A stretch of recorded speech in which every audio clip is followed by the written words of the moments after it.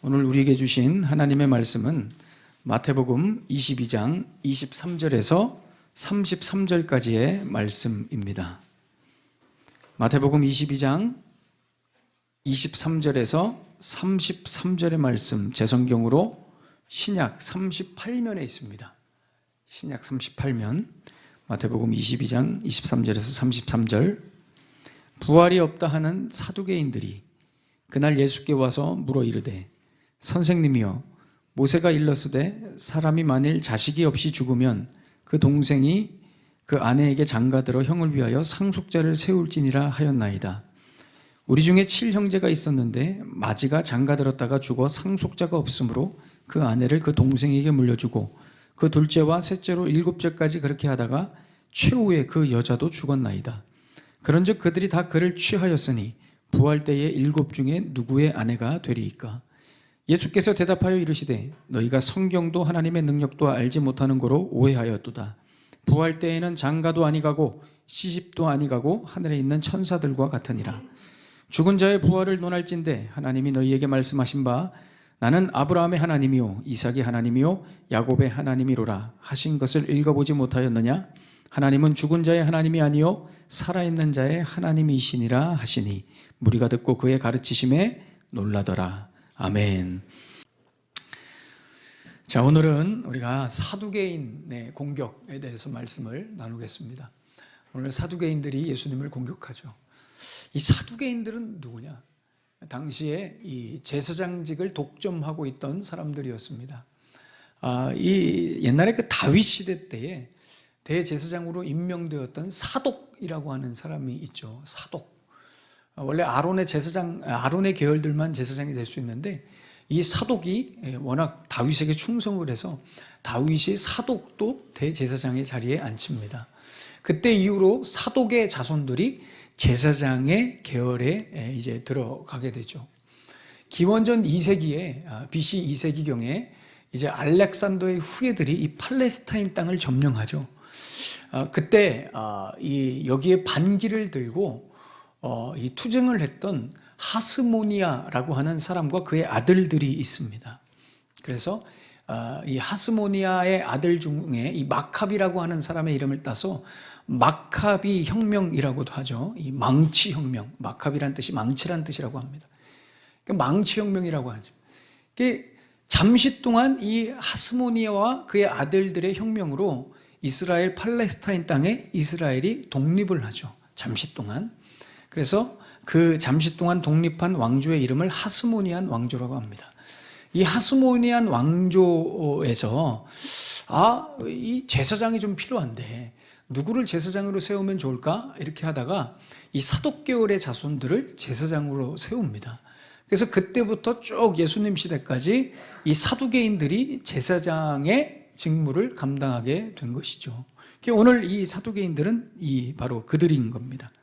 그래서 사두개인들은 기본적으로 여러분 이 귀족입니다.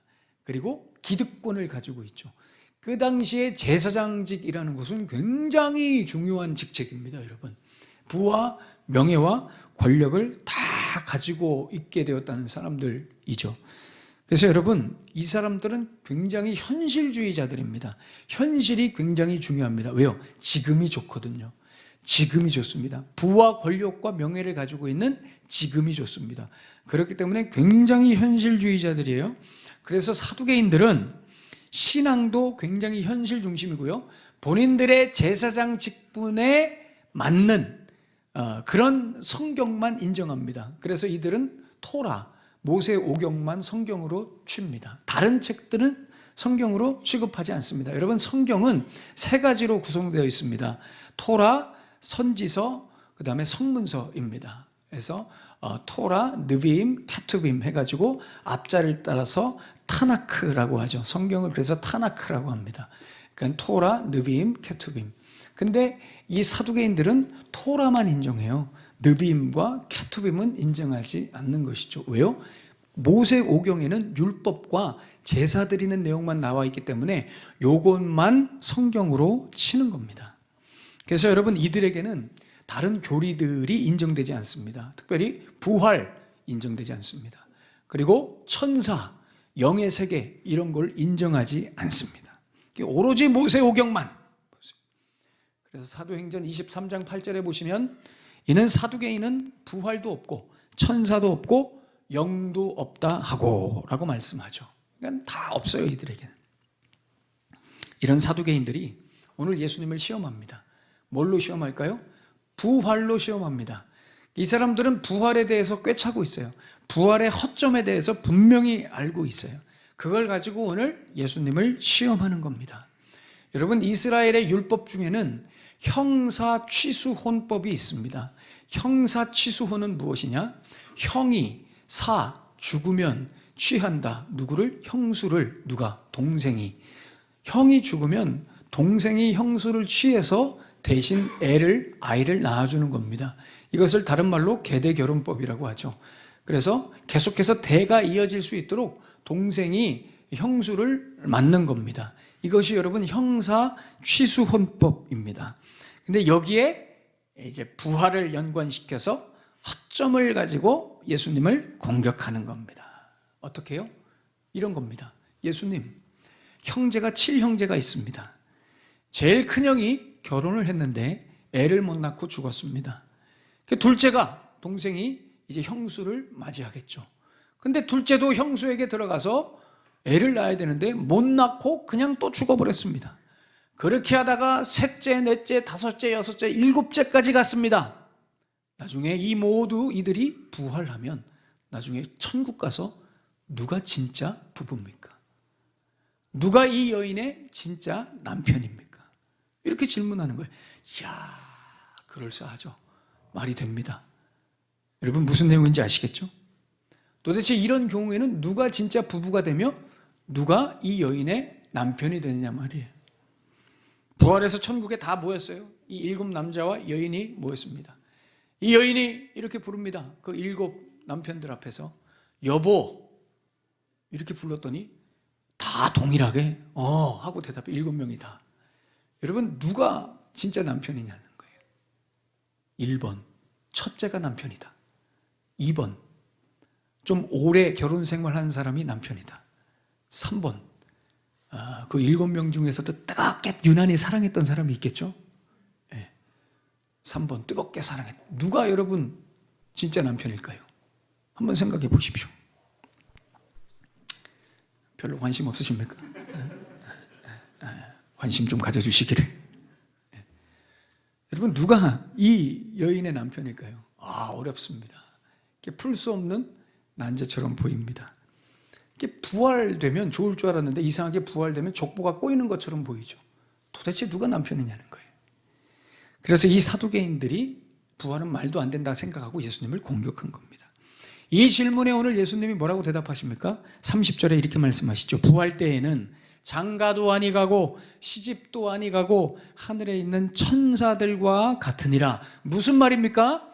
부활의 영역에는, 부활 때에는 땅에 있었던 모든 것들이 유효하지 않다 이 말입니다. 땅에 있었던 모든 관계들이 유효하지 않다 이겁니다. 장가가고 시집가고 애 낳고 일하고 놀고 사람들하고 관계하고, 이것은 여러분 살아있을 때 지금의 일이지 부활하면 장가갈 일도 시집갈 일도 애 낳을 일도 일할 일도 없다는 것입니다. 예수님이 이렇게 말씀하시니까 사두개인들이 깜짝 놀랍니다. 그리고 정색합니다. 싫은 거죠. 왜요? 사두개인들은 지금이 좋거든요. 지금이 좋거든요. 지금 모든 기득권을 다 가지고 있는, 부와 명예와 권력을 누리고 있는 지금이 최고거든요. 그러니 부활 때에는 아무것도 없어진다는 그 말에 싫은 겁니다. 정색을 하는 겁니다. 부활을 절대 받아들일 수 없는 겁니다. 지금이 차라리 더 나은 겁니다. 부활이 싫은 것이죠.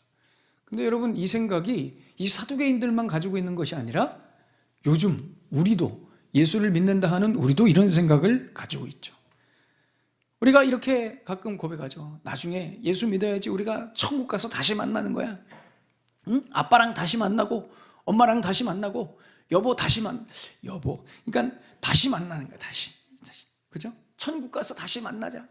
아버지 다시 아빠 친구 다시 만나는 거예요. 예. 일부 때는 여보를 안 했습니다. 아주 반응이 아주 뜨거웠습니다. 여보까지 천국 가서 만나야 되나? 그런 모두가 동의했습니다. 어쨌든 여러분, 이것이 우리의 지금 현재의 생각이죠. 천국에서 다시 만나요. 만나보세. 천국 가서. 우리가 이런 생각 가지고 있죠. 물론 여러분 다시 만납니다. 다시 만나지만 여러분 만나도 지금의 관계처럼 만나진 않습니다. 우리가 나중에 천국 가면 어떻게 만나냐? 어떤 관계로 만나요? 오늘 32절에 있는 말씀처럼 각각 하나님의 백성으로 하나님의 자녀로 만납니다. 아브라함의 하나님, 이삭의 하나님, 야곱의 하나님, 각각의 하나님으로 우리가 만나는 겁니다. 여러분, 기본적으로 여러분들이 이걸 아셔야 됩니다. 이 원리를 아셔야 됩니다. 사람에게 있어서, 인간에게 있어서 남는 최종 관계는, 인간의 최종 관계는 하나님과 나와의 관계밖에 없습니다. 끝까지 가는 건 이 관계밖에 없다는 거예요. 여러분, 나중에 우리가 죽어서 부부관계, 부자관계, 친구관계 계속 그 관계가 유지될 것처럼 보이지만 그 관계는 딱 거기까지입니다. 왜 그럴까요? 왜냐하면 부부관계, 부자관계에서 영생이 나오지 않습니다. 부부관계에서, 부자관계에서 여러분들이 아무리 자녀를 사랑해도 여러분들 자녀들에게 여러분들이 생명을 줄 수 없습니다. 그러니까 부자관계에서는 생명이 나오지 않는 거예요. 그래서 거기까지입니다. 살아있을 때까지만 우리는 이 관계인 겁니다. 끝까지 가는 관계는 어떤 관계라고요? 하나님과 나와의 관계밖에 없는 겁니다. 왜요? 하나님은 우리를 끝까지 지켜주시거든요. 살아계신 하나님, 영원하신 하나님만 끝까지 우리를 지켜주실 수 있는 분이기 때문에 우리는 하나님과만 끝까지 가는 겁니다. 여러분, 영생이 뭡니까? 사람들은 영생, 영원한 생명을 생각하면 영원히 사는 것만 생각합니다. 영원히 살아. 그래, 영원히 살아. 영원히 사는 것만 생각하는데 여러분, 그것보다 영생의 더 중요한 개념, 고급한 정의는 무엇이냐? 영생이란 하나님과의 관계가 영원히 간다는 걸 의미하는 겁니다. 여러분 생각해 보십시오. 하나님도 없는데 하나님 없이 영원히 살 수 있을까요? 하나님 없이 영원히 사는 게 무슨 의미가 있습니까? 하나님과 나와 관계가 되어 있기 때문에 영원히 사는 것이죠. 여러분 따라오셔야 됩니다.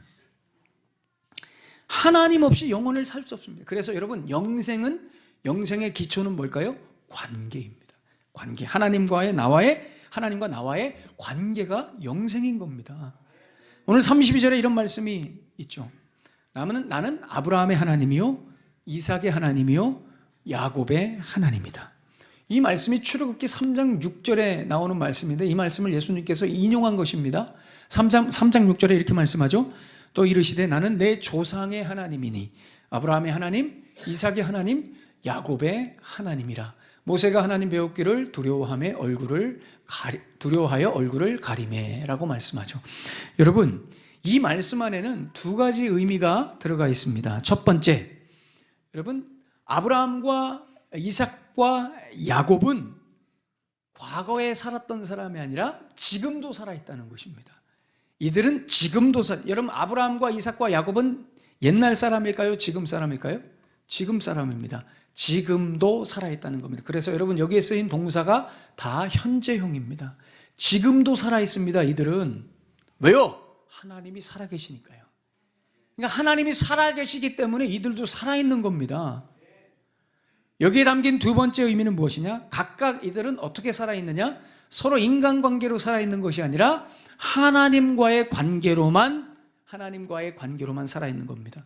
하나님의 자녀로 살아있는 것이죠. 그래서 여러분, 이들이 모였을 때, 하나님과 천국에서 이렇게 모여있을 때 이들이 갑자기 이삭이 아브라함한테 아버지 뭐 이러거나 야곱이 아브라함한테 할아버지 이런 얘기 하지 않는다는 겁니다. 이들은 각각 다 하나님 아버지만 모시고 관계하고 사는 겁니다. 목사님, 감이 오질 않습니다. 도무지 이해가 되지 않고 피부로 느껴지지 않습니다. 정말 천국 가면, 우리가 부활하면 기존의 모든 관계가 사라지고 하나님과 나와의 관계만, 예수님과 나와의 관계만 있게 되나요? 별로 달갑지 않고 느낌이 안 오고 그렇습니다. 지금의 관계가 너무 익숙하고 자연스러운데 이 모든 관계들이 없어진다니 좀 어색하고 느낌이 안 옵니다. 여러분, 당연하죠. 이것이 잘 받아들여지지 않습니다. 근데 여러분, 사실 우리의 모든 인간관계를 왜 주셨는가? 더 감을 잡으라고 인간관계를 주신 겁니다. 이 모든 관계를.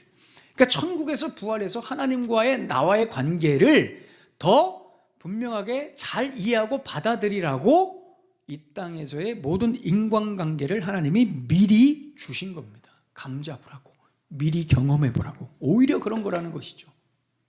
여러분, 왜 하나님께서 부모와 자녀의 관계를 주시고 남편과 아내의 관계를 주시고 친구의 관계를 주셨을까요? 왜 이런 관계를 우리에게 허락해 주셨을까요? 그렇습니다. 하나님과 나와의 관계를, 천국에서 경험할 그 관계를 미리 경험하라고 이 땅의 모든 인간관계를 주셨다는 겁니다. 하나님과의 관계를 미리 연습하고 이해하고 감잡으라고 허락해 주신 것이죠. 여러분, 결혼이라는 제도를 주신 이유는 결혼해서 잘 먹고 잘 살으라고, 너희들끼리 결혼해서 행복하게 잘 살으라고 결혼제도를 주신 것이 1차 목적이 아닙니다. 이건 둘째고요.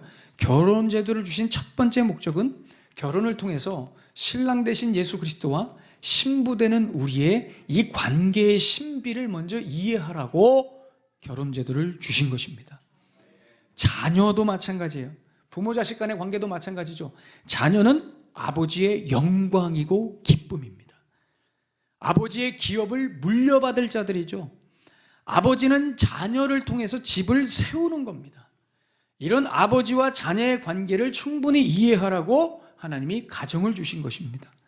그러니까 지금의 이 땅에서의 모든 관계는 하나님과 나와의 관계, 예수 그리스도와 나와의 관계를 더 풍성하게 이해하고 경험하게 하기 위한 모형이라는 것입니다. 모형. 그래서 여러분, 사실 이 땅에서 살아갈 때 예수님 만나지 못하고 거듭나지 못하고 하나님 만나지 못하면 사람들과의 관계가, 인간관계가 굉장히 힘듭니다. 불행하죠. 왜요? 이기적이거든요. 욕심으로, 그러니까 내 감정, 내 기분 중심으로 인간관계를 하기 때문에, 이 관계의 원래의 목적을 이해하지 못하니까 그냥 내 중심으로만 관계하고 끝내는 겁니다. 그러니 불행하죠. 왜요? 서로 욕심과 욕심들이 충돌하니까요. 여러분, 기억하셔야 됩니다. 지금의 모든 인간관계는 하나님과 나와의 관계 개념을 미리 이해하라고, 받아들이라고, 연습하라고 주신 관계인 것입니다. 이 관계가, 지금의 관계가 우리의 전부가 아니고 끝까지 가는 것도 아닙니다. 천년만년 가는 게 아닙니다. 여러분, 천국 가서도 부활해서도 이 관계 가지고 가는 거 아닙니다. 그건 다 우리 육신의 개인적인 바람일 뿐입니다. 요즘에는 더 나아가서 참 여기까지 가면 안 되는데, 그런 질문도 제가 받아봤습니다. 목사님, 제가 키우고 있는, 우리 집에 있는 이 개도 천국 갈 수 없나요? 왜 여기까지 가게 됐는지 참 안타깝습니다. 여러분, 개나 고양이는 천국 가지 않습니다. 주의 이름으로 선포합니다. 여러분, 개나 고양이는 천국 가지 않습니다. 우리 믿음이 거기까지 저급해지면 안 됩니다. 여러분, 아무리 여러분 정이 들었어도 개나 고양이는 천국 갈 대상이 아닙니다. 참. 오늘 여러분, 형사 취수 이혼도, 이 법도 그래요. 계대 결혼법도 그렇죠. 여러분, 이 제도는 엄밀히 말하면 부활의 허점을 보여주는 제도가 아니라 오히려 부활을 잘 이해할 수 있도록 설명해 주는 제도입니다. 이게 놀라운 제도예요. 여러분, 질문 하나 드릴까요? 죽은 형 대신에 동생이 형수에게 들어가서 자녀를 낳았어요. 아이를 낳았으면 그 아이는 누구의 아이일까요? 그 동생의 아이일까요? 형의 아이일까요? 이분은 확실히 그 1부와 2부의 차이가,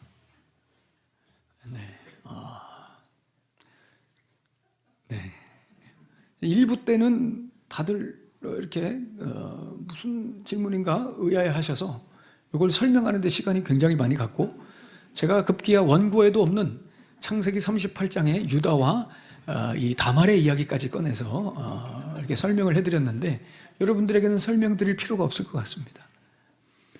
여러분, 동생이 형수에게 들어가서 아이를 낳으면 그 아이는 형의 아이입니다. 이게 싫어가지고 아까 말씀드린 대로 그 창세기 38장의 유다의 아들 둘째 오난이 형수에게로 들어가서 어차피 내 애도 아닌데 싫어서 거부하죠. 그래서 하나님이 오난을 죽여버립니다. 왜요? 계대 결혼법을 못하게 해서. 아니, 이게 그렇게 죽일 일인가 싶은 거죠. 그러나 하나님 앞에 이게 굉장히 중요합니다. 왜요? 이 법이 부활을 뒷받침하거든요. 이 법이 부활을 뒷받침해요. 어떻게 뒷받침해요? 여러분, 동생이 형 대신해서 아이를 낳았다. 이 아이로 인해서 형이 다시 사는 겁니다. 형이 사는 거예요. 형제들이 동생이 후손을 이어줘서 형이 더 이상 죽은 망자로 끝나지 않고 이어준 후손으로 인해서 영원히 살게 된다는 의미입니다. 그러니까 장자를 통해서 기업을 이어가게 되었다는 것이죠. 여러분, 룻이 보아스와 결혼을 하죠. 그죠? 룻이 보아스와 결혼해서 자녀를, 보아스가 룻에게 자녀를 낳아주죠. 거기서 나오미가 뭐라고 고백합니까? 내가 아들을 얻었다 이거예요. 그러니까 나오미가 아들을 얻은 겁니다. 무슨 얘기입니까? 다시 그 순간부터, 룻이 보아스를 통해서 자녀를 낳은 순간부터 아비멜렉의 가문이 다시 살아나는 겁니다. 다시 살아나는 것이죠. 그래서 여러분, 동생으로 인해서 이 형이 다시 살게 됐다는 거예요. 이게 뭐랑 연결되어 있습니까?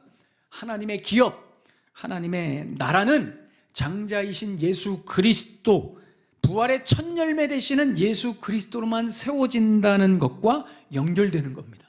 그러니 이 형사취수법은 도리어 이 부활의 허점을 이야기하는 것이 아니라 부활을 완벽하게 뒷받침하는 그런 율법이라는 것입니다.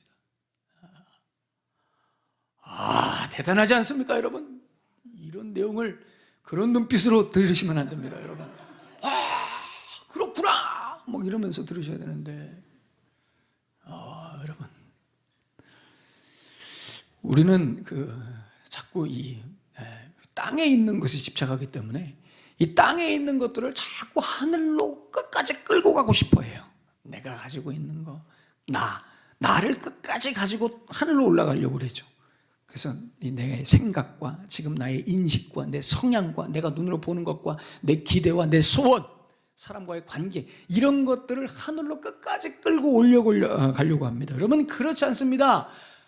하늘로 천국으로 아무것도 가지고 못 갑니다. 죄와 죽음으로 뭉쳐있는 나를 비롯한 내 모든 것은 하늘로 가지고 갈 수가 없습니다. 여러분 기억하십시오. 천국은 믿음만 올라갑니다. 아멘. 잘 들으셔야 돼요. 믿음으로 올라가는 게 아니라 믿음만 올라갑니다. 무슨 얘기인지 아시겠어요? 믿음으로 천국에 올라가는 게 아니라 이 믿음만 올라가요. 그럼 우리는 어떻게 가요? 그 믿음에 우리가 포함돼서 끌려가는 겁니다. 믿음에 끌려가는 거예요. 내가 믿음을 가지고 들어가는 곳이 아니라 천국은 믿음이 나를 데려가는 곳이 천국이에요. 그러니 기존의 내가 가진 것들, 이 땅에서 가지고 있는 그걸 가지고 천국에 올라갈 수가 없는 겁니다. 그래서 여러분, 아까 아브라함, 이삭, 야곱 나왔죠. 왜 이 사람들을 예로 들었느냐? 이 세 명에는 공통점이 있습니다. 이 세 명에는 어떤 공통점이 있느냐? 기존의 나를 버린 사람들의 공통점입니다. 여러분, 아브라함의 기존의 이름, 땅의 이름이 뭘까요? 아브라함이 계명되기 전에 이름이 뭘까요? 아브람입니다. 아브람. 그러니까 아브람에서 아브라함으로 변한 것이죠. 그럼 여러분, 야곱의 이름은 원래 땅의 이름이죠. 그럼 야곱의 이름이 어떻게 변했습니까? 이스라엘로 변했습니다. 여러분, 아브람이 됐기 때문에 아브라함이 천국에 가는 겁니다. 야곱이 이스라엘이 됐기 때문에 야곱이 천국에 가는 게 아니라 이스라엘이 천국 가는 겁니다. 그럼 목사님, 이삭은 뭡니까? 이삭은 이름이 하나밖에 없는데. 여러분, 이삭의 땅의 이름은 무엇이냐? 이스마엘입니다. 아브라함이 이스마엘을 낳았을 때 그 이스마엘은 땅의 족속이에요. 그래서 이삭의 땅의 이름은 이스마엘인 겁니다. 이스마엘일 때는 절대 천국에 가지 못하는 겁니다. 약속의 자녀가 아니기 때문에. 이삭만 천국에 가는. 이 세 명의 공통점이 뭐라고요? 기존의 나를 버리고 하나님이 주신 새로운 이름 받은 사람이죠. 이런 사람들만 믿음에 얹혀서 천국에 가는 것입니다. 그래서 우리도 마찬가지죠. 기존에 있는 내 이름으로 천국에 가는 게 아닙니다. 예수라는 이름에 붙어서 가는 겁니다. 그리스도인이라 이름이 칭해질 때 가는 것이지 이왕교로 가는 게 아닙니다. 여러분들의 각자의 이름으로 천국 가는 것이 아닙니다. 그래서 여러분, 천국은 엄밀히 얘기하면 나중에 가는 곳이 아니라 그리스도인이라는 이름으로 바뀌는 그 순간 우리가 천국에 온 겁니다. 이미. 그러니까 부활도 마찬가지죠. 부활이 나중에 죽고 나서 부활되는 것이 아닙니다. 부활은 예수님을 만나는 순간, 바뀌는 그 순간, 내가 중생하여 거듭난 그 순간 부활되는 겁니다. 다시 태어나고 중생하고 거듭나는 순간이 부활인 겁니다. 그래서 엄밀히 말하면 부활은 우리가 다시 사는 걸 생각하는데, 부활의 가장 중요한 개념은 다시 사는 것이 아니라 죽지 않는 겁니다. 이 이야기를 누가 했어요? 예수님이 요한복음 11장 25절 26절에 이렇게 말씀합니다. 예수께서 이르시되 나는 부활이요 생명이니 나를 믿는 자는 죽어도 살겠고 살아서 나를 믿는 자는 영원히 죽지 아니하리니 이것을 내가 믿느냐. 부활이 뭐라고요? 부활은 죽지 않는 것입니다. 예수를 믿는 그 순간 우리는 죽지 않습니다. 여러분, 목사님 다 죽지 않나요? 그 죽음은 형식적인 과정이라는 거예요. 여러분, 하나님이 살아계시는데 우리가 어떻게 죽습니까? 죽음의 권세가 우리를 누를 수 없습니다. 두려워하지 마십시오. 여러분, 억눌려 살지 마십시오. 죽음이 우리를 누를 수 없습니다. 여러분, 나를 믿는 자는 영원히 죽지 아니하리니. 여러분, 이게 바로 부활. 나중에 부활하는 것이 아니라 지금 예수 안에 있으면, 예수로 여러분들이 살아간다면 영원히 죽지 않는 것입니다. 이것이 부활. 그래서 부활은 지금의 문제입니다. 부활은 지금 내가 예수님 안에서 사느냐 못 사느냐의 문제인 것입니다. 여러분, 살아있다고 해서 살아있는 게 아닙니다. 여러분, 다니엘 3장에 보시면 어떤 사건이 나오냐면, 다니엘의 세 친구가 느부갓네살의 왕의 명령에 순종하지 않아서 풀무불에 불타는, 뜨거운 불에 타는 그 풀무불에 들어가게 되는 사건이 나오죠.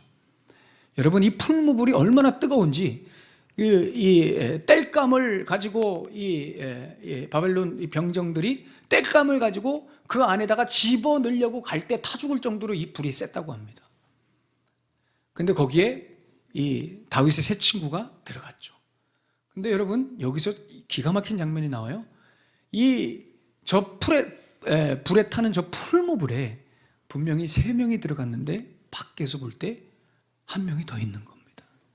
4명이에요. 여러분, 저 1명은 누굴까요? 그렇습니다. 예수님이시죠. 여러분, 뭘 의미하는 거예요? 그렇습니다. 예수님이 계신 곳이 생명이고 부활이라는 겁니다. 여러분, 여기서 한번 볼까요? 한번 여러분들이 전지적 작가 시점에서, 옴니버스 시점에서 한번 보세요. 여기 안에 들어가 있는 이 사람들이 산 사람들입니까? 아니면 밖에서 구경하고 있는 사람들이 산 사람들입니까? 그렇습니다. 불에 타고 있을지언정 저 사람들이 살아있는 사람들입니다. 성경은 그걸 말씀하고 싶은 겁니다. 밖에서 보는 사람들이 다 죽어있는 사람들이에요. 그걸 증명하기 위해서 저 3명이 저 풀무물에 들어갔다가 그대로 나오죠. 나를 믿는 자는 죽어도 살겠고 살아서 나를 믿는 자는 죽지 아니하리라. 이 말씀을 미리 보여주신 겁니다. 이 장면이 신약에도 똑같은 장면이 하나 있습니다. 마태복음 17장에 보시면 변화산 사건이죠. 예수님께서 베드로와 요한과 야고보를 데리고 산에 올라갑니다. 거기서 예수님이 누구를 만나요? 모세와 엘리야를 만납니다. 여러분, 제가 지난번에 이 본문하면서도 말씀드렸죠?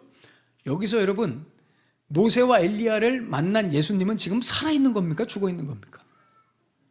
살아계신 거죠. 그렇다면 모세와 엘리야는 산 사람입니까? 죽은 사람입니까? 산 사람인 겁니다.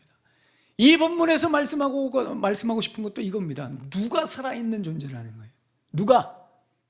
모세와 엘리야와 예수님이 살아있는 부류인지, 아니면 베드로와 요한과 야고보가 살아있는, 우리가 볼 때는 이 앞에 있는 사람이 살아있는 것처럼 보이지만 성경이 말씀하고 싶은 건 이거 살아있는 거 아니란 말이죠. 진정한 생명이란, 부활이란, 살아있는 것이란 예수님과 함께 있는 것이다 라는 것을 증명하려는 것입니다. 여러분, 부활은 뭐고 천국은 무엇이냐? 지금 현재 예수님과 같이 있는 겁니다.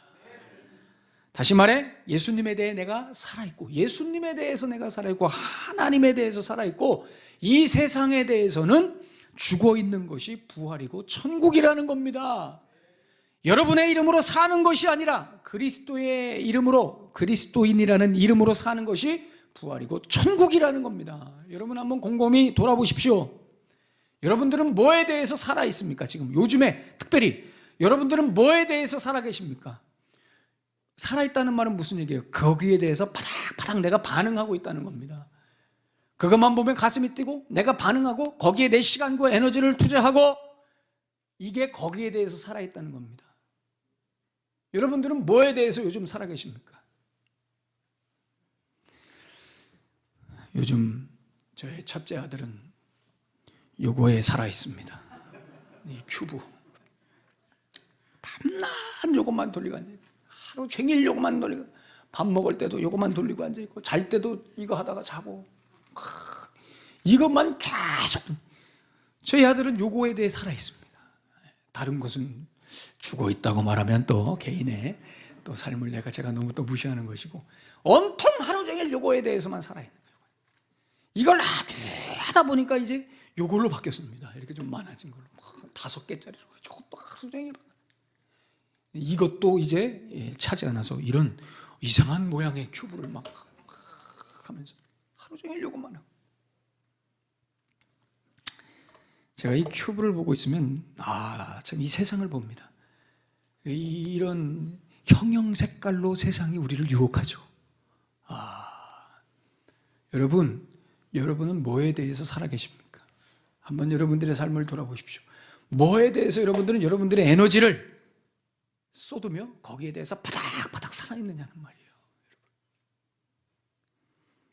여러분들의 자존심, 여러분들의 이름, 여러분들의 소유, 안락하고 편안한 삶, 돈, 취미생활, 여러분 이런 것들에 살아계시진 않습니까? 바닥바닥 거기에 반응하시지 않습니까? 그러시다면 여러분 질문하셔야 됩니다. 여러분들이 지금 살아있는 그것이 여러분들을 끝까지 책임져 줄 수 있는지 한번 질문해 보십시오. 여러분들이 살아있는 그것이 여러분들을 끝까지 책임져 주고 여러분들에게 생명을 주냐 말이에요. 그렇지 않습니다. 여러분, 이 큐브는 우리에게 생명을 주지 않습니다. 기쁨을 주지 않습니다. 사랑하는 여러분, 우리가 무엇에 대해, 누구에 대해 살아있느냐, 파닥파닥 우리가 무엇에 대해 반응하느냐에 따라서 우리의 삶이 결정됩니다. 우리의 인생 운명이 결정되는 것입니다. 예수님에 대해 살아있으면, 믿음에 대해 살아있으면, 사명에 대해 살아있으면 우리는 지금 부활을 사는 것입니다. 지금 천국을 사는 것이죠. 영원히 죽지 않습니다. 여러분, 왜요? 예수님이, 하나님이 살아계신 분이시. 여러분, 이 믿음으로 살아가게 되시기를 축원합니다. 여러분 꼭 생각하셔야 됩니다. 여러분들이 지금 붙들고 있는 그것이, 여러분들의 마음과 생각과 에너지를 쏟고 있는 그것이 여러분들에게 생명을 줄 수 있는 것인지 꼭 여러분들이 확인해 보셔야 됩니다. 여러분들에게 기쁨을 주는 것인지 확인하셔야 됩니다. 여러분, 죽어있는 것들, 죽은 것들에 대해서 반응하고 살아있으면 내게 죽음이 오는 겁니다. 그러나 살아있는 것들에 여러분들이 반응하고 거기에 에너지를 쏟으면 거기서 생명의 에너지가 오는 것입니다. 오늘 32절의 후반부에 말씀하죠. 하나님은 죽은 자의 하나님이 아니시고 살아있는 자의 하나님이십니다. 여러분 살고 싶으시면 하나님 앞에 붙어 있으셔야 됩니다. 그게 지금 부활과 천국을 사는 길입니다. 영원히 죽지 않는 길입니다. 낙심해도 시험 들어도 절망한 상황 속에서도 우리는 죽지 않습니다. 넘어지지 않습니다. 왜요? 생명이신 살아계신 하나님 앞에 우리가 붙어있기 때문에. 하나님은 살아계신 하나님이십니다. 죽을 것들, 썩어있는 것들에 여러분 목숨 걸지 마시고, 여러분 거 다 썩어질 것들입니다. 없어질 것들이죠. 가지고 갈 수도 없습니다. 이 땅에서 그저 그런 것들을 여러분들 다스리시고 그저 누리십시오. 잘 이용하기만 하십시오. 연연해하지 마십시오. 이것이 바로 부활한 자들의, 영원히 사는 자들의 능력인 줄로 믿습니다. 하나님 앞에서는 그날까지 이 믿음으로 살아가게 되시기를 예수님의 이름으로 축원합니다. 기도하겠습니다. 오늘 주신 말씀 가슴에 품으시면서 우리 한번 뜨겁게 한번 기도하십시다.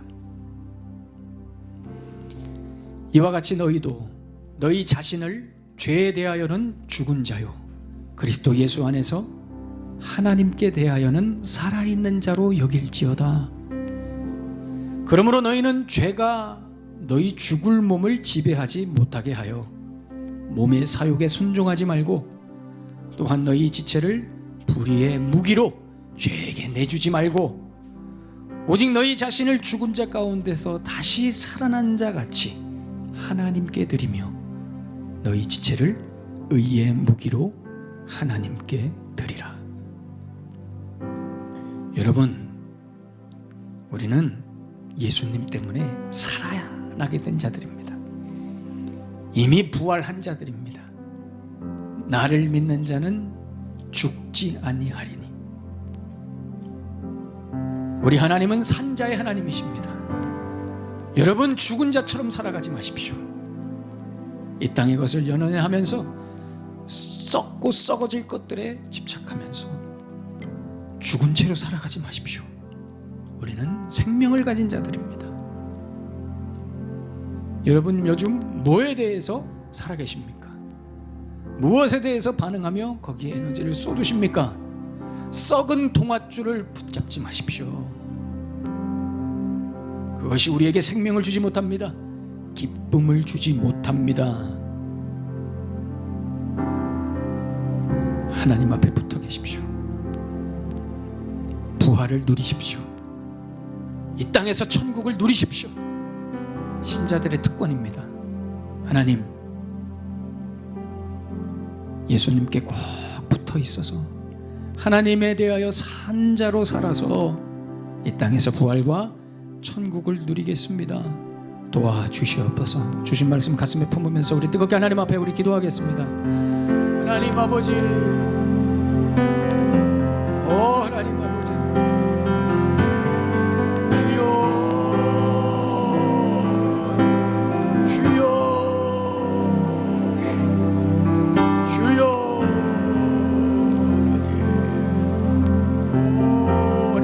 사랑하는 주의 백성들, 이 땅에서 부활과 천국을 누리며 생명 가진 자답게 살아가게 하여 주시옵소서.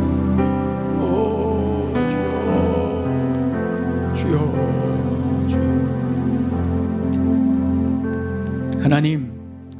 하나님은 살아있는 자의 하나님이십니다. 죽은 자로 살아가지 않게 하여 주시옵소서. 하나님께 대하여 바닥바닥 살아있어서 이 땅을 살아갈 때 부활을 누리고 천국을 누리는 어떤 상황에서도 두려워하지 않고 소망 대신, 생명 대신, 능력 대신 우리 예수님으로 인하여 날마다 승리의 노래를 부르며 나아가는 주의 백성들의 삶 다 되게 하여 주시옵소서. 예수님의 이름으로 축복하며 기도하옵나이다. 아멘.